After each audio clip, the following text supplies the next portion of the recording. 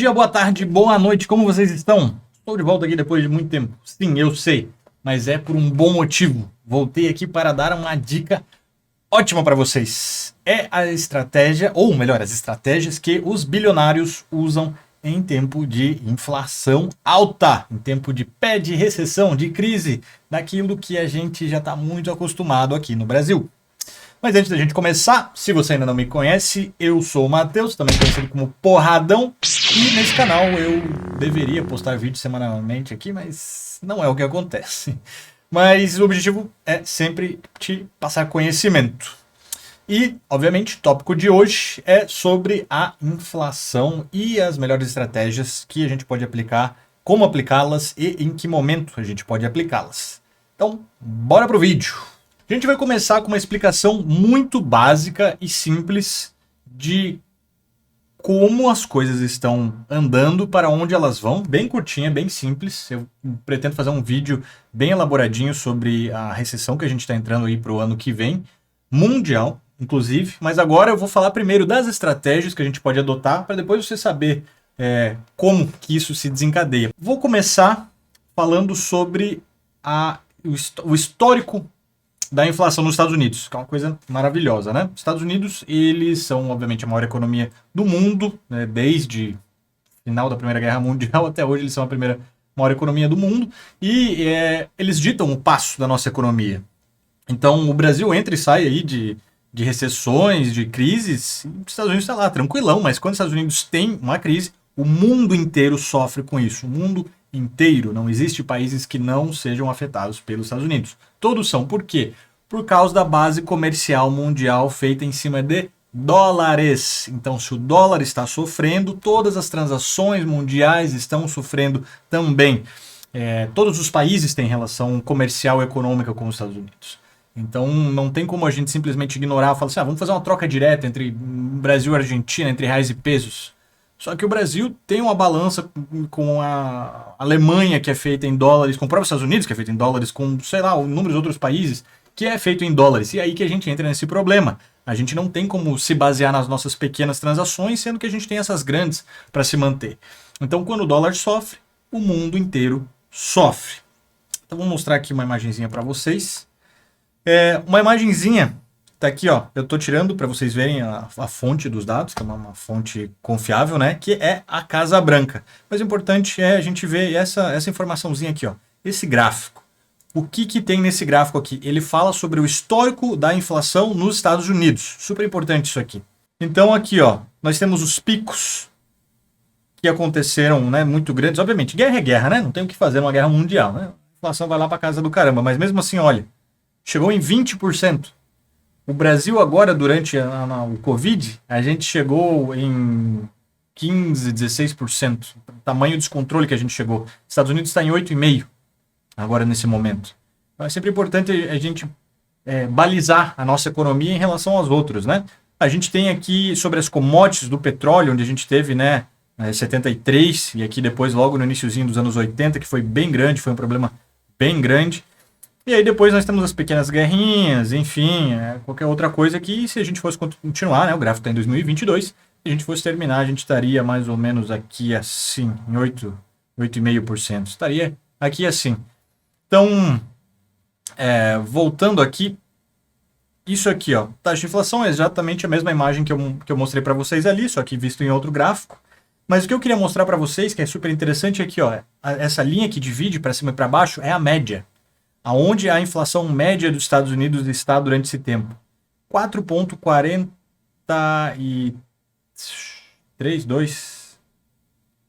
por aí. 4,4 arredondando para cima, a gente pode dizer que a inflação média deles através do tempo. Então esse é um dos motivos que eu já começo explicando. Olha a inflação média disso aqui. Agora compara com a inflação média do Brasil, que é um descontrole maluco. Qualquer problema político que a gente tem, o negócio vai lá para casa do caramba. Então essa é uma das primeiras estratégias que os ricaços adotam. Investir no que é forte. Você pode alocar tudo que é no forte. Porque é um período de incerteza sobre quanto tempo vai durar essa recessão. A gente não sabe se a recuperação vai vir em 3 meses, 6 meses, 1 ano, 2 anos. A gente não sabe o quanto isso vai afetar. Então, no primeiro momento, você investe em coisas fortes e depois você investe nas coisas que caíram muito. Por exemplo, o setor de tecnologia é um dos que mais sofre de longe. Você pode ver aí o quanto já caiu a Amazon, o quanto caiu a Apple, todas essas empresas, o quanto elas já caíram. E então, quando a gente chegar na recessão de fato, quando explodir, quando o mundo inteiro estiver chorando, tiver um problemão, tu coloca a tua grana nesses que caíram muito, porque eles vão retornar a subir. Não existe justificativa no mundo para a Apple ter problema, para a Amazon ter problema. Elas são empresas gigantescas. O Google, onde já se viu o Google tendo qualquer problema? Elas só estão sendo afetadas, perdendo muito valor agora, justamente pelo medo, pelo sentimento que a gente tem de recessão no exato momento. Então aqui eu fiz alguns pequenos setores que são muito utilizados em estratégias. Um dos primeiros é o ouro. A gente poderia, a gente até pode colocar no mesmo gráfico aqui, mas a ideia mais é falar genericamente por cima, que isso não é um vídeo de recomendação, mas sim só as estratégias que são adotadas, para vocês verem o quanto o ouro sobe em épocas de recessão. Normalmente o ouro começa só quando o negócio está começando a acontecer, quando o problema está começando a acontecer. Então você pode ver aqui, por exemplo, ó, a gente começou a ter o problema do Covid aqui mais para o finalzinho do ano, né? Aqui a gente tem alguns rumores na China. A gente tem aqui, né, setembro, aqui, ó, por aqui, ó, junho, julho, agosto, setembro, por aqui tem essa escalada grande, mas daqui até outubro de 2020, uma escalada de 30%. Se a gente trouxer para cá, vamos supor aqui onde está, a gente não se recuperou direitinho, até hoje ainda a gente não se recuperou direitinho, né, do Covid. Estaria com 21% de rendimento. Não é rendimento real, inclusive pode ser até maior esse rendimento, porque a gente tem que considerar a variação do dólar daqui até aqui, né? O quanto o dólar mudou, mas nesse sentido eu estou falando só usando a própria moeda. Então aqui eu estou usando o indicador de high-low, que é essas barrinhas, só para vocês terem noção da tendência, né? Então o que a gente está olhando de fato não é isso, né? O que a gente está olhando de fato são as velas aqui, ó, para vocês verem o quanto elas estão subindo e descendo. Esses que estão vendo escrito buy e sell são só um indicadorzinho que eu gosto de usar aqui. Posso tirar eles para melhor visualização. Então o ouro, ele se mantém interessante porque ele é estável, ele não vai te dar um lucro absurdo. Ele não é algo que vai disparar 100, 200, 300%, mas ele te dá uma estabilidade muito grande. A gente pode voltar no histórico aqui, ó. A gente pode ver aqui, por exemplo, em 2008, quando teve a crise do subprime nos Estados Unidos. Olha aqui, ó, de 2008, 100% até 2011. É uma rentabilidade muito grande. Depois, obviamente, ele vem seguido de uma queda, né? Se a gente vir aqui, ó, 45%, 30%, ó, a gente pode ver aqui a queda que ele se mantém, depois ele sobe. Então o ouro, ele se mantém atrativo, ele é atrativo para as pessoas só na época de inflação, quando o negócio está realmente começando a subir, quando está criando tração, quando está explodindo o negócio. É assim que as pessoas entram.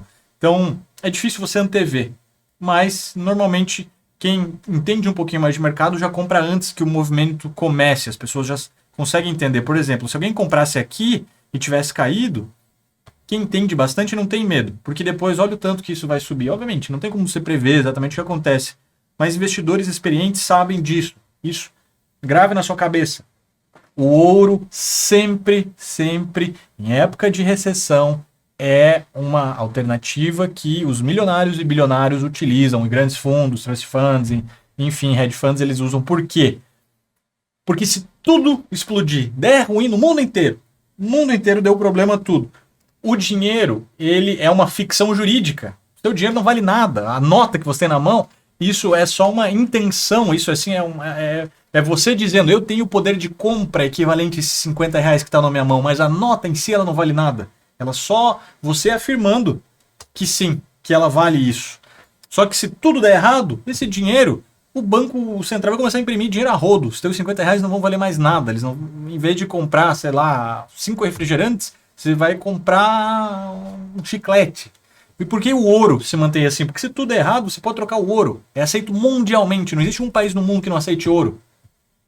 Claro, obviamente você não pode chegar numa balada com a barra de ouro e falar, aceita minha barra de ouro aqui. Mas enfim, se você leva num banco, se você leva em algum lugar, você consegue trocar. O ouro é uma moeda internacional ainda. Ela é muito forte. Por isso, quando está em pé de recessão, o ouro se mantém muito atrativo, se parece muito atrativo, né?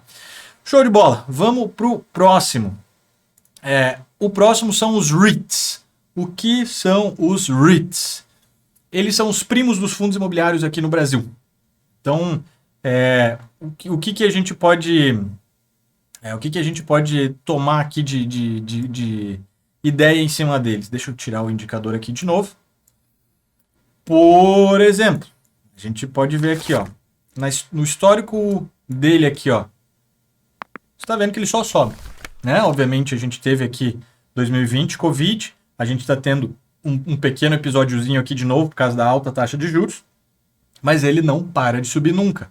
Não se deixe enganar pelo gráfico, né? Porque já dizia minha professora na faculdade que a porcentagem é a mãe de todas as mentiras.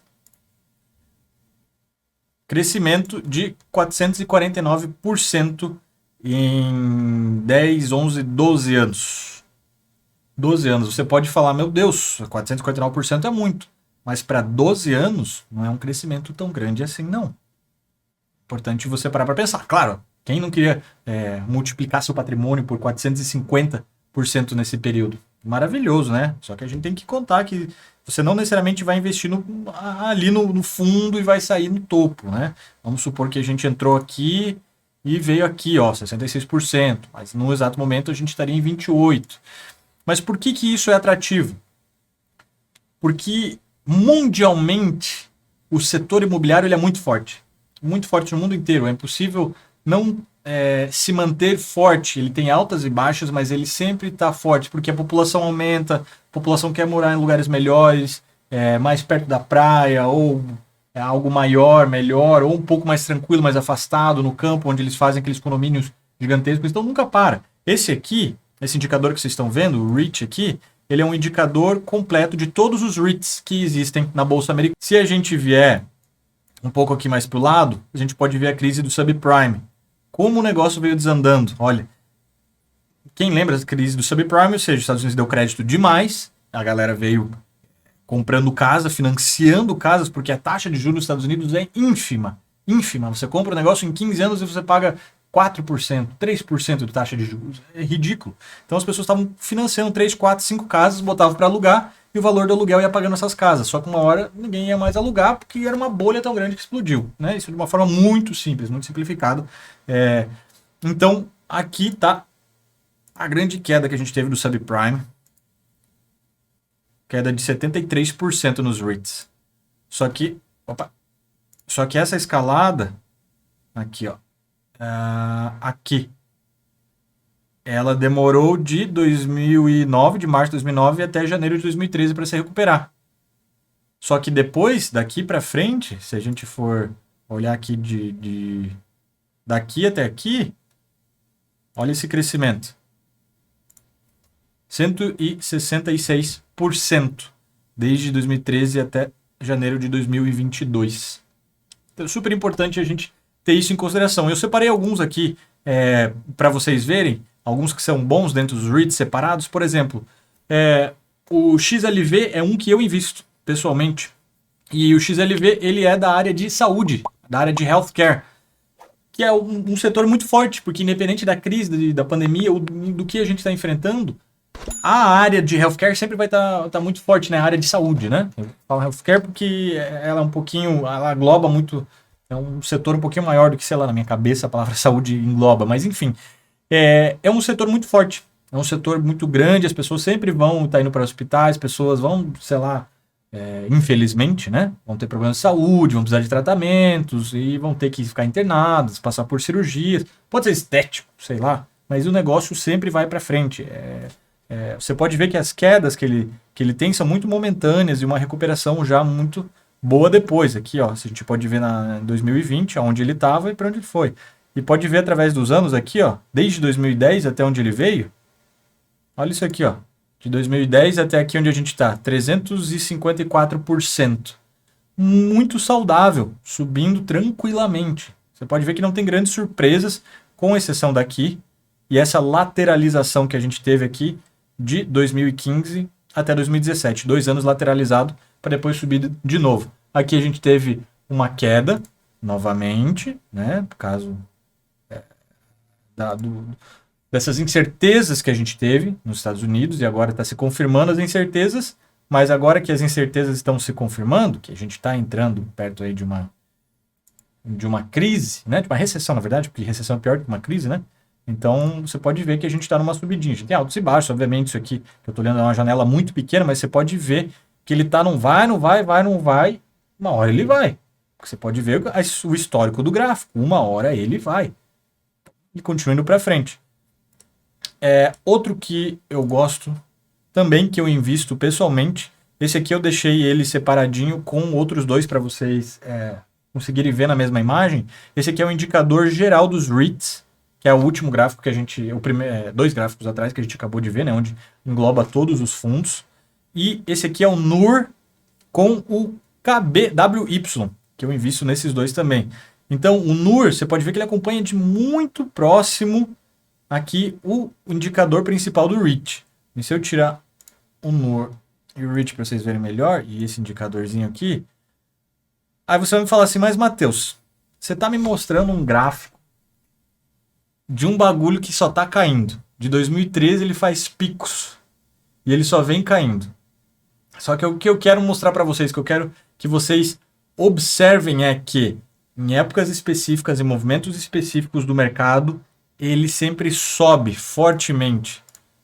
Olha isso aqui, ó, 37, 23, 46, 23, e aqui onde a gente está agora, 96%. Então agora subindo aqui, atualmente, quase 20%. Claro, movimento pequeno, mas isso aqui não é para longa exposição, isso aqui não é para ficar lá muito tempo. É um bom momento de entrar agora? Vai subir, vai descer? Na minha cabeça, eu pessoalmente entrei, mas você faça os seus estudos, você vê se vale a pena ou não. Outro setor que os bilionários adoram é as commodities.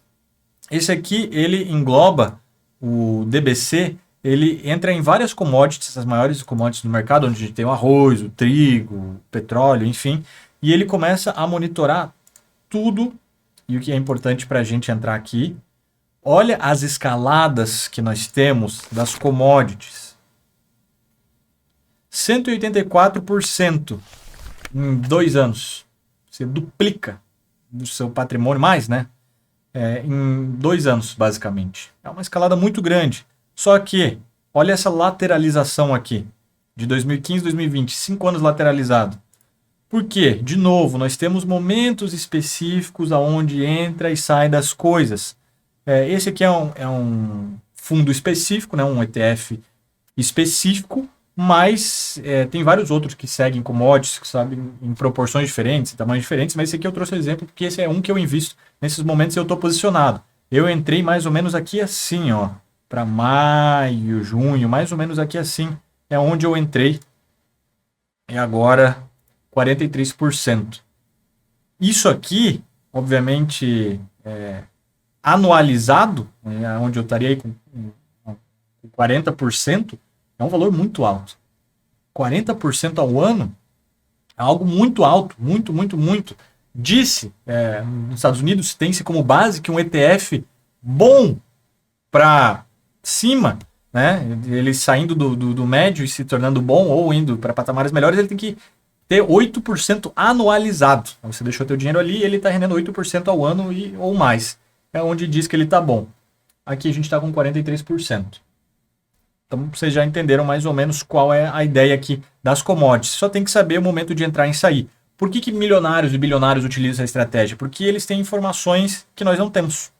Eles sabem ver, sabem se comunicar, obviamente, né, com as pessoas, com os sheiks árabes, sei lá, essas coisas aí. Eles sabem quando as coisas vão subir, vão descer, os tipos de acordo que vão ser feitos ou não. Eles sabem de antemão.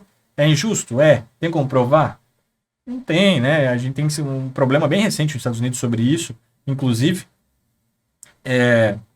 Mas a gente consegue ver o volume de transações com aquele indicador que eu estava usando aqui, ó, por exemplo. Aqui, ó, que é um High-Low Indicator. A gente consegue colocar, por exemplo, aqui, ó, quando ele vira para o buy, você está vendo que a subida dele foi bem grande, ele mostrou a queda do sell, depois ele subiu do buy, um sell pequeno, Ou seja, buy é compra, significa compre, o que isso aqui, sell, vende, para quem não fala inglês, né? Então você pode ver que é uma subida muito exponencial e ele te fala quando sobe ou quando desce. Eu gosto muito de usar esse indicador, o High Low Indicator, gosto muito dele. Então, tá aí o porquê das commodities. Depois nós temos os que, eu não sei uma palavra específica para usar para isso, mas eu chamo de plural. Por que eu chamo de plural? Porque é um fundo muito ativo, onde o gestor desse fundo ele vai estar de forma ativa procurando o que é bom, o que é ruim, para se manter durante a inflação. O multi-asset, esse aqui, o SPDR, ele é específico no combate à inflação.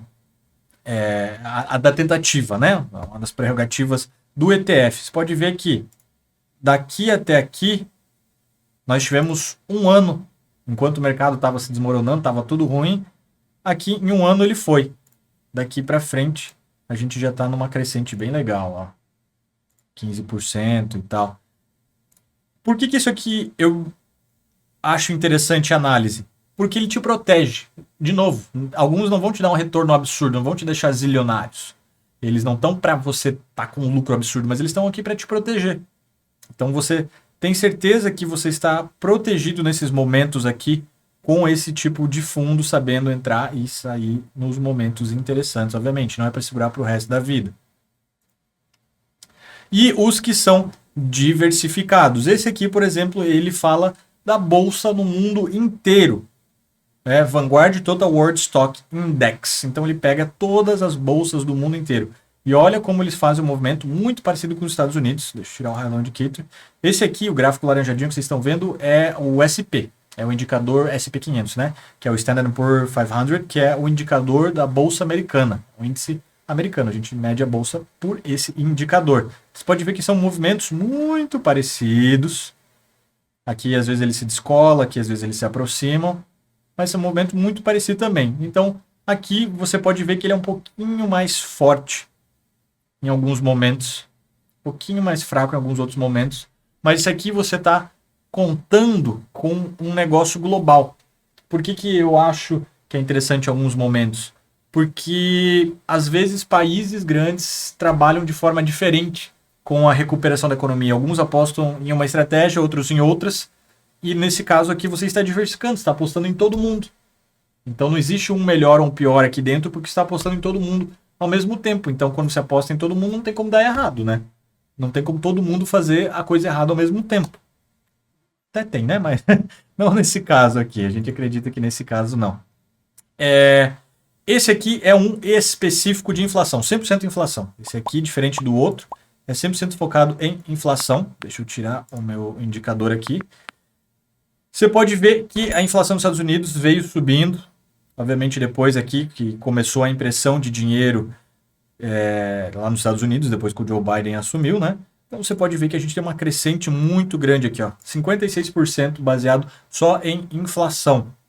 Se a gente vier, Estados Unidos é uma economia muito forte, então quando a inflação está caindo, o fundo despenca, né? Olha isso, olha o quanto aqui, ó.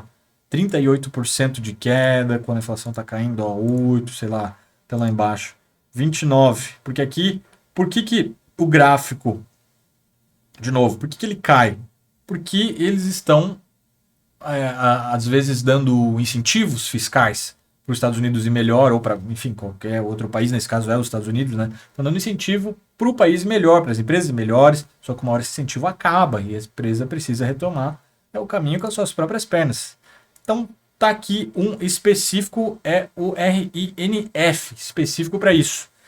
E agora muita gente, eles adoram falar sobre a criptomoeda, né? Bitcoin. Eles adoram falar sobre o Bitcoin, falando que ele é uma alternativa ao fundo, ao ouro, por exemplo. Por quê? Em tempos de crise muito forte, você poderia usar, em teoria, mundialmente, a criptomoeda. Ela aceita em qualquer país. Só que o problema é você encontrar pessoas que queiram aceitar e tenham confiança. Algumas pessoas que entendem mais tecnologia aceitam tranquilamente. Mas a minha avó, se alguém chegar para minha avó e falar assim, vó, tu aceita o Bitcoin? Ela vai falar o que é isso. Ela não vai aceitar. Então, na minha opinião, o Bitcoin ainda não passou na prova do tempo para se mostrar resiliente a inflação. Ele não é uma boa alternativa à inflação. Eu não acho que seja uma opção viável, ideal para a gente entrar. Até porque, por exemplo, nós temos problemas com a FTX. Aí, esse escândalo recente aí. Menos 42%. Assim, do nada.